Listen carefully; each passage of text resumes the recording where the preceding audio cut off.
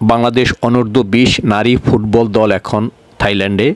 সেখানে তারা এএফসি অনূর্ধ্ব-20 নারী ফুটবলের চূড়ান্ত পর্বে খেলবে। এবারই প্রথম ইতিহাস গড়ে বাংলাদেশ এই চূড়ান্ত পর্বে খেলতে যাচ্ছে। এই ফাইনাল রাউন্ডে বাংলাদেশ যদি একটি ড্র করতে পারে বা একটি জয় পায়, তাহলে সেটি হবে একটি ইতিহাস। কারণ প্রথমবার গিয়েই পয়েন্টের দেখা পাওয়া, গোলের দেখা পাওয়া, এসবই কিন্তু ঢুকে যাবে রেকর্ড বুকে। বাংলাদেশ আছে এই গ্রুপে, সেখানে তাদের প্রতিপক্ষ স্বাগতিক থাইল্যান্ড, চীন এবং ভিয়েতনাম। বাংলাদেশ যদি গ্রুপ পর্বে অন্তত একটি ম্যাচ জিততে পারে, তাহলে তাদের সম্ভাবনা তৈরি হবে সেরা 3 দলের মধ্যে 2টি হয়ে কোয়ার্টার ফাইনালে যাওয়ার।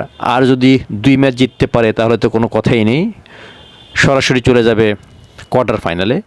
আর কোয়ার্টার ফাইনালে বাংলাদেশ যদি জিততে পারে, তাহলেই বিশ্বকাপে সেটি হবে আরেক ইতিহাস, আরেক রেকর্ড, আরেক অনন্য নজির। এই মিশন নিয়ে বাংলাদেশ দল অবস্থান করছে থাইল্যান্ডে। কোচ পিটার জেমস বাটলার, অধিনায়ক আফিদা খন্দকার প্রান্তি, দুজনেই সম্প্রতি অস্ট্রেলিয়ার মাঠ থেকে এএফসি নারী ফুটবলের চূড়ান্ত পর্ব খেলে এসেছেন। সেখানে বাংলাদেশ কোনো পয়েন্ট পায়নি, কোনো গোলের দেখা পায়নি, 3 ম্যাচে হেরেই দেশে ফিরে এসেছে। সেই সিনিয়র জাতীয় দলের 11 জন খেলোয়াড় আছেন এবারে অনূর্ধ্ব-20 দলে। এই দলটির লক্ষ্য প্রথম ম্যাচে থাইল্যান্ডকে হারানো, যা হবে 1 এপ্রিল। এরপর 4 এপ্রিল চীনের সাথে খেলা। চীন অবশ্যই শক্তিশালী, সুতরাং তাদের বিপক্ষে জয়ের প্রত্যাশা করাটা একটু বেশি বাড়াবাড়ি হয়ে যাবে। যদি অঘটন ঘটে যায় সেটা ভিন্ন কথা। আর 7 এপ্রিল তাদের শেষ ম্যাচ ভিয়েতনামের বিপক্ষে। সুতরাং বাংলাদেশ যদি থাইল্যান্ড এবং ভিয়েতনামের বিপক্ষে জিততে পারে, যাদের সাথে অতীতে বাংলাদেশ জিতেছে, এবং যদি তাদের সাথে অন্তত একটি ড্র এবং একটি জয় অর্জন করতে পারে, তাহলেও বাংলাদেশের সুযোগ তৈরি হবে নকআউট রাউন্ডে যাওয়ার। এই বাংলাদেশ দল ঘোষণা করেছেন পিটার জেমস বাটলার। দলের খেলোয়াড়রা মোটামুটি সবাই পরিচিত। মিলি আক্তার, সোনারানী মণ্ডল, এনারা জাতীয় দলে ছিলেন। মিলি তো এবারের নারী এশিয়ান কাপের চূড়ান্ত পর্বে 3 ম্যাচই খেলেছে। আফিদা খন্দকার প্রান্তি অনূর্ধ্ব-20 দলের পাশাপাশি সিনিয়র দলের অধিনায়ক আছেন। ফেরদৌসী আক্তার সোনালী, তিনি অনূর্ধ্ব-20 সাফে একটি ম্যাচ খেলেছিলেন শ্রীলঙ্কার বিপক্ষে। আছেন সুরমা জান্নাত, স্বপ্না রানী, নবীরন খাতুন, উমেহলা মারমা, সাগরিকা, এরা সবাই কিন্তু জাতীয় দলে খেলেছেন। এরপরে আছেন নাদিয়া আক্তার জ্যোতি, শিনা জাহান শিখা, মোসাম্মদ মুনকি আক্তার জাতীয় দলে খেলেছেন। আছেন পূজা দাস, শ্রীমতী তৃষ্ণা রানী, জৈনব বিবি রীতা জাতীয় দলের খেলোয়াড়।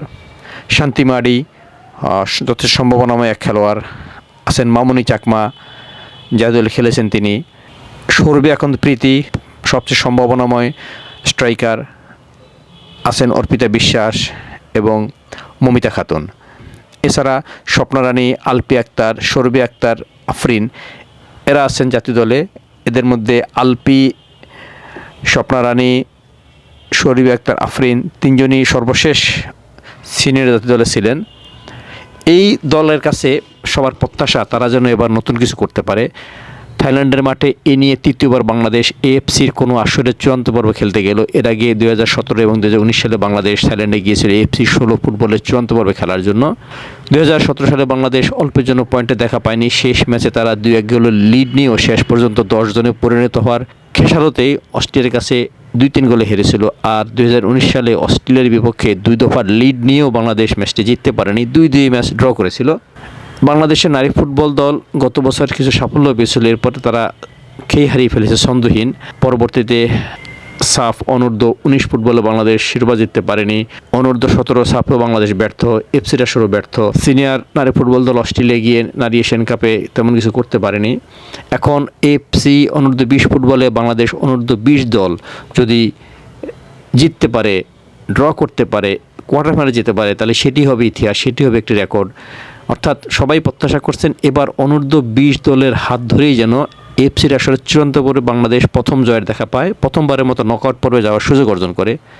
বাংলাদেশ যদি কোয়ার্টার ফাইনালে যায় আর কোয়ার্টার ফাইনালে যদি জিততে পারে, তাহলেই কিন্তু তাদের পক্ষে অঘটন ঘটানো সম্ভব, তারা চলে যেতে পারবে বিশ্বকাপে, যে বিশ্বকাপ এই বছরই পোল্যান্ডে অনুষ্ঠিত হবে। বাংলাদেশের জন্য সম্ভাবনাটা বেশ ভালো। বাংলাদেশ যদি গ্রুপ চ্যাম্পিয়ন হতে পারে, তাহলে কোয়ার্টার ফাইনালে দুর্বল দলকে পাবে। গ্রুপ চ্যাম্পিয়ন হওয়াটা কঠিন, যেহেতু চীন আছে। তবে বাংলাদেশ যদি গ্রুপ রানার্স আপ হতে পারে, তাহলে তাদের পক্ষে বি গ্রুপের রানার্স আপ দলকে মোকাবেলা করার সুযোগ হবে।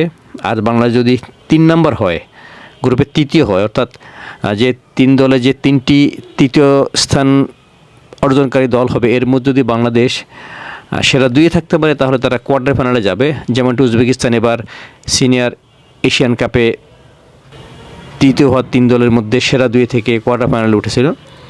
বাংলাদেশ দলের জন্য সেই সুযোগ। এখন বাংলাদেশ দল পারবে কিনা সেটা সময় বলে দেবে। Coach Peter James Butler Australia থেকে এসেই এই দলের দায়িত্ব নিয়েছেন। দলের মধ্যে যে খেলোয়াড়রা আছেন এরা যদি তাদের অভিজ্ঞতা ঠিকমতো কাজে লাগাতে পারেন তাহলে সম্ভব সাফল্য অর্জন করা। বাংলাদেশ থাইল্যান্ডকে আগে হারিয়েছে, ভিয়েতনামকে আগে হারিয়েছে। তা এফসি 16 ফুটবলে এফসি 19 বা 20 আসরে বাংলাদেশ তাদের সাথে জিততে পারেনি। এফসি অনূর্ধ্ব 20 ফুটবলের চূড়ান্ত পর্বে এবার যে খেলা হচ্ছে তা থাইল্যান্ডের ব্যাংককে 2টি স্টেডিয়ামে অনুষ্ঠিত হবে।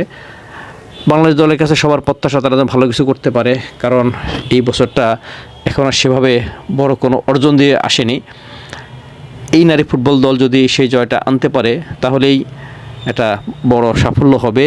আমরা চাইব বাংলাদেশ দল যেন তারা কোয়ার্টার ফাইনালে উঠতে পারে এবং বিশ্বকাপের পথে এক ধাপ এগিয়ে যায়। বাংলাদেশ দলের যে শক্তি তা হলো ফরওয়ার্ড লাইন। ফরওয়ার্ড লাইনে বেশ কয়েকজন খেলোয়াড় আছেন। আলপি আক্তার আছেন, সৌরভী এখন প্রীতি আছেন, তৃষ্ণা রানী আছেন, তারপরে শান্তি মাডি আছেন, মামনি চাকমা আছেন, সিনাজান শিখা আছেন। এদের সম্মিলিত প্রচেষ্টায় কিন্তু সাফল্য আসতে পারে। আলপি আক্তার এবারের সাফের সেরা খেলোয়াড়, অনূর্ধ্ব 19 যে সাফ হয়েছিল কাঠমান্ডুর মাঠে নেপালের পোখরাতে, সেখানে তিনি সেরা খেলোয়াড় হয়েছেন। এবারে লিগের সর্বোচ্চ গোলদাতা হয়েছেন, সাফের সর্বোচ্চ গোলদাতা হয়েছেন। সুতরাং আলপি আক্তার কাছে যেমন সবার প্রত্যাশা, তেমনি মুনকি আক্তার, উমেহেলা মার্মা, এরপরে তৃষ্ণা রানী যিনি যে কোনো সময় জ্বলে উঠতে পারেন আছেন, সৌরভী একান্ত প্রীতি। এরা কিন্তু বাংলাদেশ দলের ফরওয়ার্ড লাইনে ভরসা। পোস্টের নিচে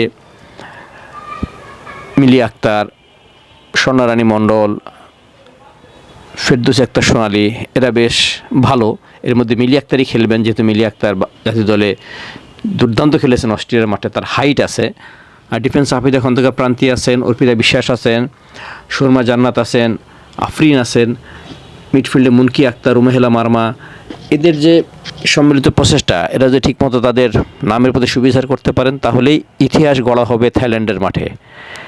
আমরা আশা করব বাংলাদেশ 1, 4 এবং 7 এই 3 তারিখে, অর্থাৎ এপ্রিলের 1 তারিখ, 4 তারিখ এবং 7 তারিখ, এই 3 দিনের যে কোনো 2 দিন যেন বাংলাদেশ ভালো করতে পারে, দিনটি যেন তাদের যায়, তাহলেই বাংলাদেশ নতুন একটি ইতিহাস গড়বে নারী ফুটবলে।